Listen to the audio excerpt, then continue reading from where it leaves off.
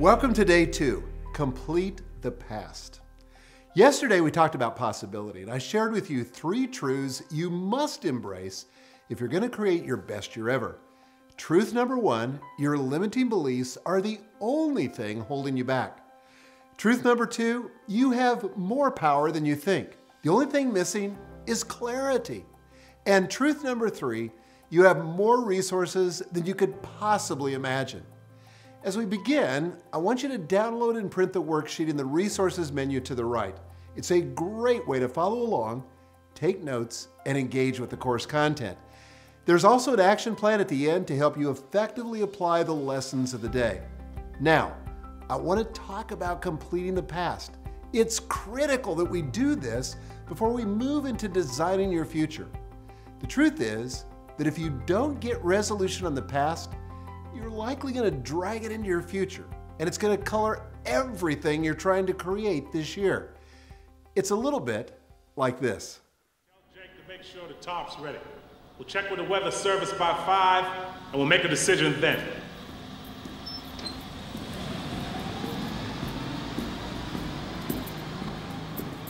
Hey. What you doing here? Don't you have practice?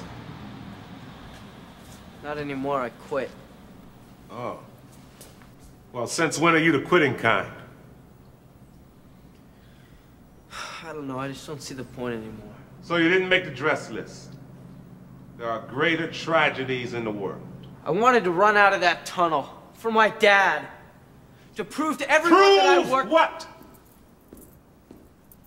That I was somebody. Oh, you are so full of crap. You're 5 feet nothing. 100 and nothing. And you got hardly a speck of athletic ability. And you hung in with the best college football team in the land for 2 years. And you're also gonna walk out of here with a degree from the University of Notre Dame. In this lifetime, you don't have to prove nothing to nobody except yourself. And after what you've gone through, if you haven't done that by now, it ain't gonna never happen. Now go on back.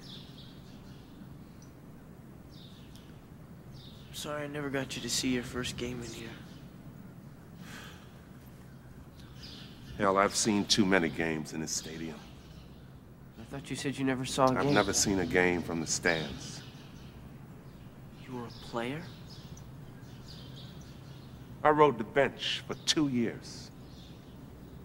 Thought I wasn't being played because of my color. I got filled up with a lot of attitude. So I quit.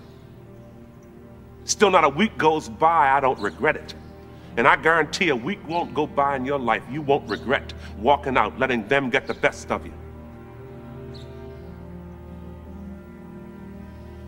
You hear me clear enough? You and I both know people like the janitor, people who experience heavy regret. It's never possible for them to consider the future because they're too tied up in what's already happened. They live in the land of shoulda, coulda, woulda, and I don't want that to happen to you. Because if it does, it'll keep you from experiencing your best year ever. The U.S. Army has a powerful process I want us to put to work now. It's called the After Action Review. First developed in 1981, our armed forces have been using it ever since to improve their performance and get better at what they do. After an event, the goal is to understand what happened, why it happened, and how they can improve. Lots of businesses use this process, and we can use it too. It'll put us into an excellent frame of mind to move forward into designing our best year ever. The value of an action after review can't be overstated. Marilyn Darling, Charles Perry, and Joseph Moore studied the process for Harvard Business Review. They gave the example of a training battle in the California desert. I'll call the 2 sides Team 1 and Team 2. Team 1, top-notch, rarely defeated. Their job was to help train Team 2 by running them through a near-life scenario. But in this case, Team 2 managed to surprise the trainers with an unforeseen attack plan. Whoops! Team 2 broke Team 1's defenses and left them outgunned and outmaneuvered. So, let's ask, did the trainers hang their heads in shame and defeat? No. Instead, they conducted an after-action review. They studied what went wrong, what went right, and how to adjust their approach in the future. In fact, Team 1's commander called it a good rehearsal for upcoming engagements. Now, why is this important? Because completing the past is all about moving into the future. As the authors of the HBR study said, an after-action review is a living, pervasive process that explicitly connects past experience with future action. Now, let me break this down into 4 key steps. Step 1, state what you wanted to happen.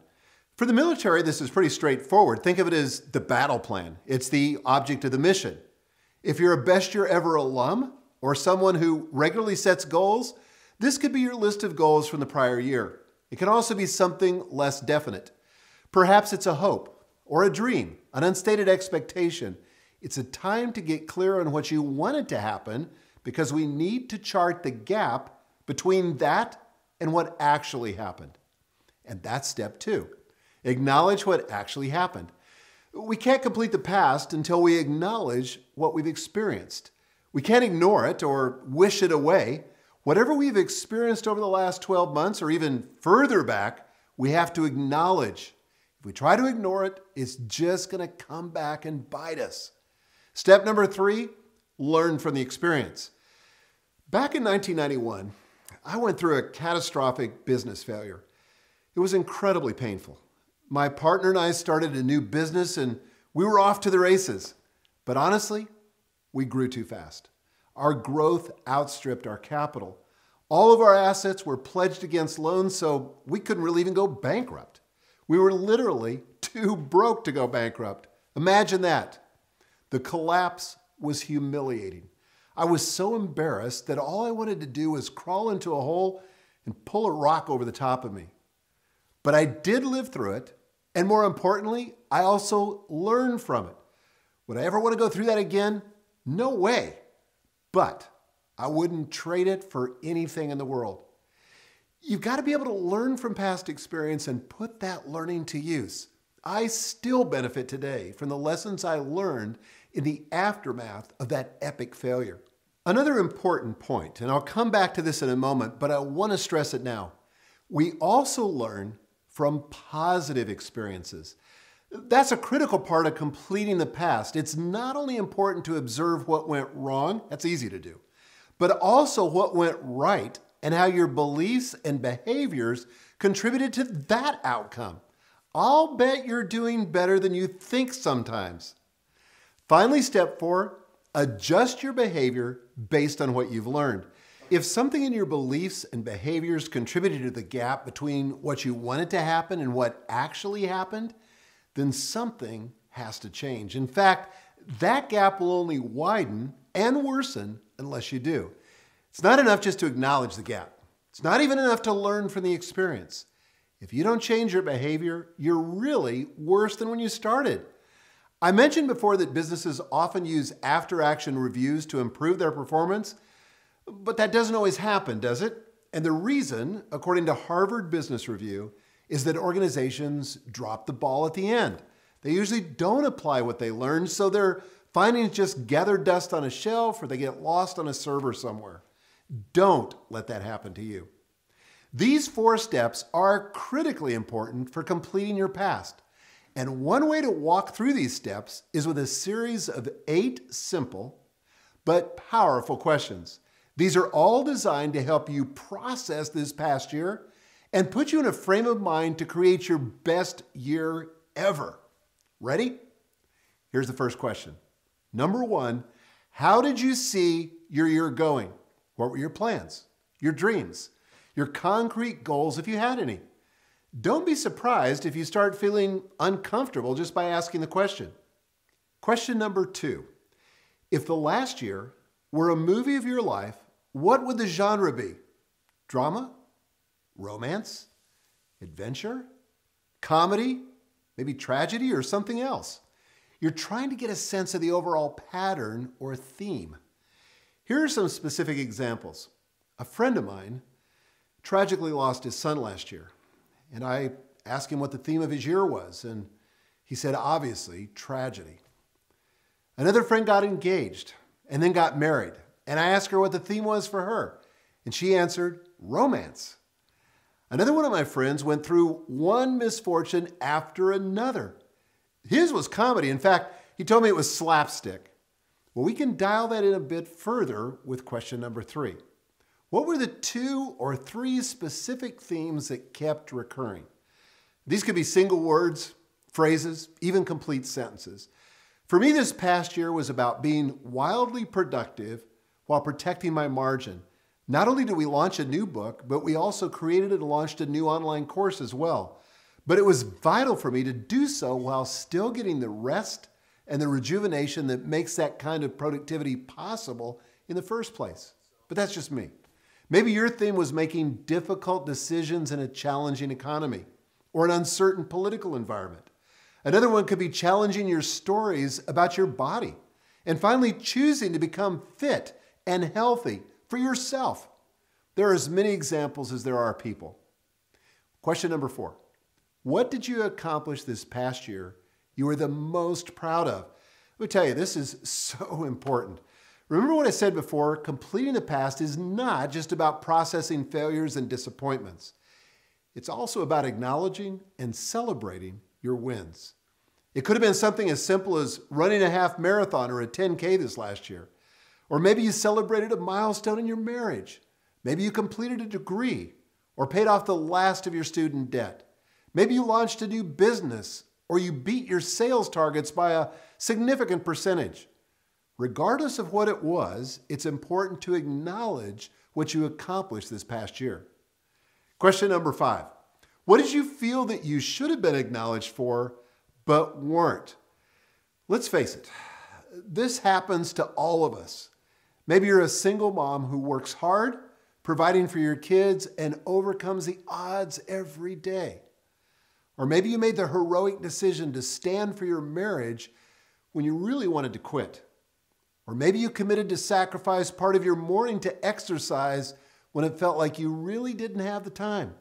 Whatever it is, there's real emotional power in just admitting what we wished others would have noticed and commended in our actions, but maybe didn't.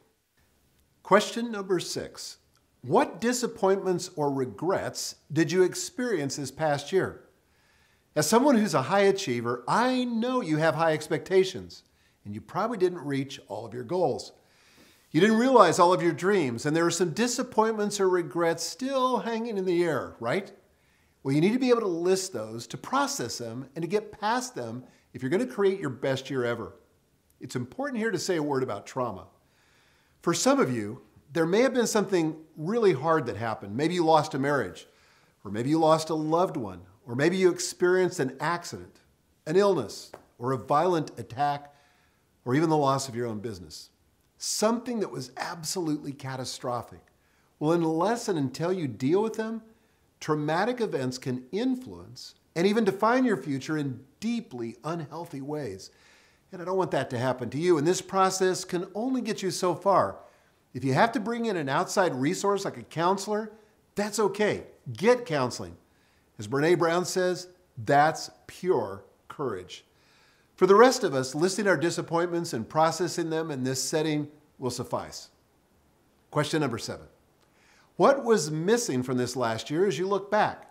Consider the major areas of your life. What was missing? Maybe it was strategic planning. You wished you had done more of that in your business. Or maybe you wished you had saved more money, or spent more time with your spouse, or played more with your kids, or taken a vacation or a sabbatical, or read more books. These are the things that are missing. Go ahead and list those out too. Question number 8. What were the major life lessons that you learned this past year? Unless we learn from our experiences, we can't grow. You probably heard the line from the philosopher George Santayana, "Those who cannot remember the past are condemned to repeat it." He also said, "Progress depends on retentiveness." Distilling these lessons into short, pithy statements will help you retain them and make them a part of your thinking. That way you can turn this lesson into wisdom to guide your path into the future. Just for example, here's what I wrote down a couple of years ago.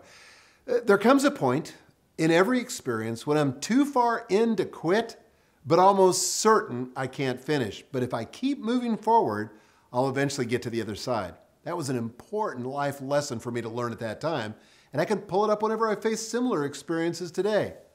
Here's another one. Don't overthink the outcome. Just do the next right thing. Or how about this one? I can do anything I want. I just can't do everything I want. And trust me, I'm still learning that lesson. You get the idea. You just want to be able to distill these experiences, make sure you don't lose them so you can learn from them. Those 8 questions will enable you to process and complete the past. And I can tell you from previous students who have done this exercise that you may experience profound emotion. Some people face disappointment. Others feel sad. Some get angry and others enjoy real excitement. Not everyone. Some don't experience any emotion at all, and that's okay too. The important thing is to just be aware of your feelings. Take your time and really work through these questions. It's critically important. I don't want you dragging the worst of your past into the best of your future.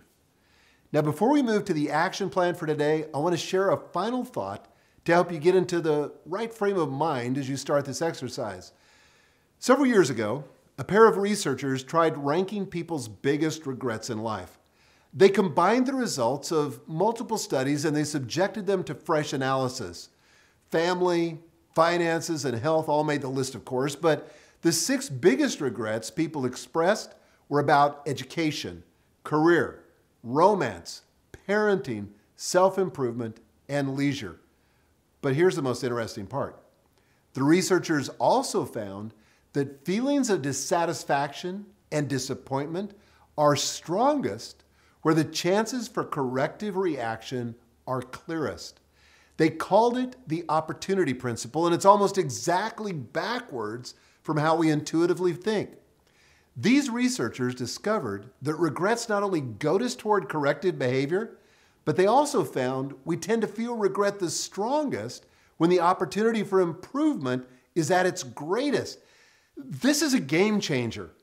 The key lesson from our first session was that we have to awaken the sense of possibility before we can step into growth and improvement. Typically, we think of our disappointments as working against that, right? We stumble and we fail, so we think we can't win. But what if our greatest frustrations from the previous year were actually pointing us to some of our biggest wins in the next? What if disappointment was just a road sign pointing to personal transformation? To summarize, an after-action review can help us learn from the past and positively build our futures. One effective way to complete the past is to answer 8 simple but powerful questions. It's also critical for us to recognize that some of our greatest disappointments may lead us to our greatest possibilities for the new year. As you follow the action plan for this session, try to stay in a frame of possibility. As I said yesterday, the best time to complete it is now. If you haven't already done so, download and print your worksheet in the resources section on the right-hand side of this page. Get your pen and first work through all of these 8 questions in the order that I presented them. Second, answer each of them as honestly as you can. And third, write down whatever comes to mind first. Don't overthink this, and don't try to self-edit. You want this raw and unfiltered. Don't rush your answers. This won't take more than about 30 to 45 minutes. Take your time and really process the past. This is critically important because tomorrow we turn the corner. Remember, the purpose of an after-action review is to complete the past and leverage it for a meaningful future action. We'll also remember that past frustrations can guide you to future opportunity. We need to keep both of these points in mind because we're going to start designing that future in our very next session. I'm going to share a proven 7-part framework that will turn your goals into achievements. I can't wait. I'll see you then.